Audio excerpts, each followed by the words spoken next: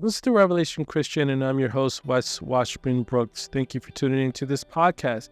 And I want to be able to share with you about something that is really exciting when I think about it, and when I explain it, it gets me very excited. And that is correlating the book of Revelation to the story of Noah and the flood. But before I do so, I definitely want to make sure I remind you that if you're new to this, you'll find that I help teach about the book of Revelation from a modern, current, up-to-date perspective and point of view. And that if you have more information that you want to seek about the Antichrist or the false prophet or book of Revelation, definitely visit my website, therevelationchristian.com. And what you find there is organized methods and approach to learning about the topics I talk about. Learning a page for the false prophet, a page for the Antichrist, a page for the book of Revelation, a page for prophecy news that happened in the current day and age in the real world, and so much more. So you'll find a lot of resource information for you there that I think will find edifying and very insightful. Also, if you want to be a subscriber, as a subscriber to the website, whenever there's any new videos I post or whenever there's a news event that happens, I'll be able to send you an update to your email, and you'll be able to keep tabs on what's going on. If you're so busy, that's what I'm here for. Plus, a lot of the forums, a lot of the platforms that I post my videos on don't always get to my subscribers and followers. So with this, I'll be able to send you an email to your email address with an update as to what I'm talking about or any update that's happening in the world. Also, if you want to become a member and join other Revelation Christians and engage in conversations about some of the videos I post, you can do so as a member. Become a member, and you can engage with like-minded people like yourself who are Revelation Christians in agreement with what I'm saying, what I'm showing, and we're all in fellowship, all watching as the Lord tells us to watch. And I think that'll be a really good place for all of us to congregate and encourage and watch and learn and see and visit and edify. Iron sharpens iron, right? So become a member and you could do that too. Okay, so let's begin. So what I want to do now is cover the story of Noah and the flood and how it correlates to the book of Revelation. There's something about Noah that points to Jesus that we might overlook. And that's something I want to talk about.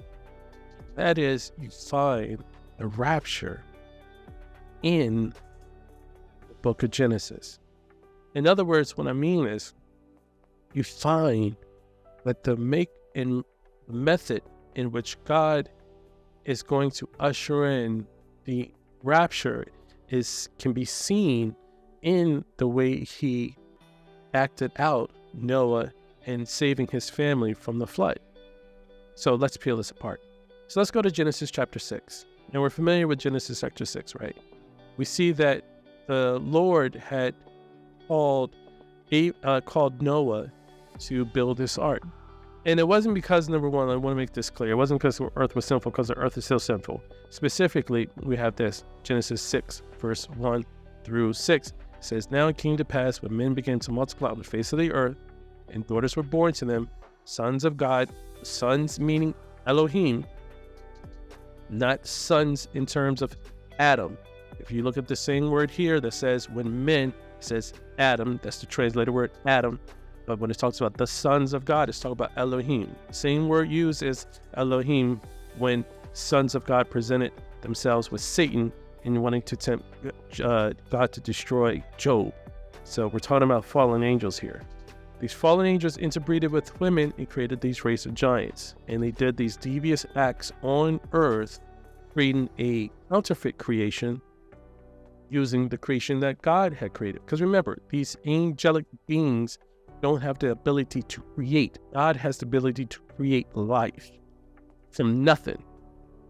We see that in the creation. And then Job, remember, John the Baptist also talked about how God could create descendants of Abraham from a rock. And so he can create life from nothing. These fallen angels can manipulate the life he already created. So they can create counterfeits. But nonetheless, we see these fallen angels, these sons of God, Elohim, came down to the daughters of men and took wives, and then they were giants in those days. And with these giants that were on the earth, find that per the book of Enoch, which again, I will, along with the previous episode that I talked about, another episode where I talked about how we're going to go into the book of Jasher, but we're going to also talk about the book of Enoch in this ministry, in this service that I'm going to do for you, right? Page by page.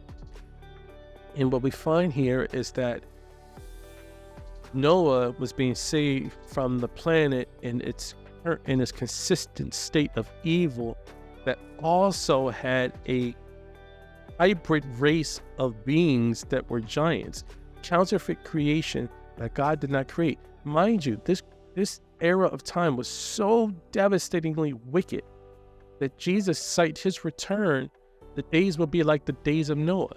So to cite that the days of Noah were just sinful people, were just evil all the time, well, look at the news today. It is evil today, just like it was 2,000, 3,000, 4,000 years ago. So what makes Noah's time so significant and so devastatingly evil that Jesus would cite that era be like the days leading up to his return? The only thing is that these beings interbreeded with human beings, creating a hybrid race of beings that God did not intend to exist. And so he had to intervene. So as a result of that, you find that what God did is instruct Noah to build this ark. Now, when he instructed Noah to build the ark, he then called two of every animal to come into the ark. And as he called two of every animal to come into the ark, we then find that they were saved, and then God poured his wrath on the earth. What's so interesting to note when you correlate this to the rapture is that you see that Jesus is going to return, and when the rapture happens, the dead in Christ will rise first, and those who remain will join him in the clouds. Then Jesus takes us, and God pours his wrath on the earth. So we find that as it relates to animals going into the ark, two of every animal goes into the ark, and they're saved. Then God pours the flood waters on the earth, from below and from above. Genesis chapter 7. So we see the earth, the foundation of the earth. So basically the subterranean level of the earth, where it talks about the fountains of the deep, talking about the subterranean depths of the earth in the water, burst open with geysers. We're talking about turrets of water, burst through hot, massive steam of hot, boiling water, burst through the seafloor, pushed over dirt, debris, and all types of sediment over top of the creation. That's where you have fish, fossilized fish, eating fish, because the speed at which this explosiveness of power burst through the sea life, crushing fish while they're in the process of trying to eat another fish. You can Google that. And also the dinosaurs, which were another hybrid creation these fallen angels did. God did not intend the dinosaurs to exist. That was another creation that these fallen angels did. Okay, look, put it like this. When you have a fallen angel to breed with a human, you get a giant human called giant. When you have a fallen angel interbreed with species of animals that God created, you get a giant animal. That is what we call dinosaur. And so that's why when you look into, well, what did a lion look like 100 years ago? It looked like a lion. What did a lion look like 1,000 years ago? It looks like a lion. What about 2,000 years ago? It looked like a lion. What about 4,000 years ago? A lion looks like a lion. What about the days of Noah? It still looked like a lion, right? But the one thing that was not allowed in the ark were the creations, these hybrid creations that the fallen angels made, which were this hybrid species of reptilian creatures, which we call dinosaurs. And we see the giants as well. They were not saved. Some of them were, because Moses tells us in Genesis 6 that some were, there were giants on those giants in the days, and also afterwards.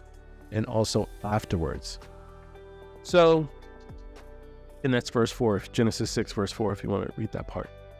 So when you're looking at Noah saving two of every animal in the ark, was so unique when you parallel that to the rapture. Two of every animal goes into the ark, salvation of the Lord. Then God pours his wrath on the earth from above and below. Relate that to Revelation. Rapture happens. then God pours his wrath on the earth. So what are we seeing in the book of Noah, in the story of Noah and the rapture, that make them correlate to one another? Well, to a very animal being saved into one vessel is the same as the believers being saved into one vessel, Jesus Christ. Just as there was male and female being put into the ark, there are Jew and Gentile going to Jesus. So the male and female represented the Jew and Gentile believer going into the ark, the salvation of God, just as the male and female, or in this case, Jew and Gentile believer going into Jesus Christ. So what you're finding is what God did in the days of Noah, putting a male and female into the salvation of God, was a foreshadow of what he was going to do with the rapture, putting a Jew and Gentile believer into the salvation of God, in this case specifically Jesus Christ. Afterwards, once the every animal was in their ark, or the Jew and Gentile believer were in Jesus, then God poured his wrath on the earth. So this is what you're learning, and this is what you're seeing about the correlation with what God did with the days of Noah and what he's going to do with the rapture. He's the same yesterday, today, and forever. So if he did it before, he's going to do it again. And now we have a framework in which he did it and how he would do it again. So I hope you enjoyed this. I love it, taking my time and talking more about some of the videos I post, because I might have to speed through it. But I thank you so much for taking the time to listen. And I hope it serves you well. And remember, don't lose hope, because Jesus is coming.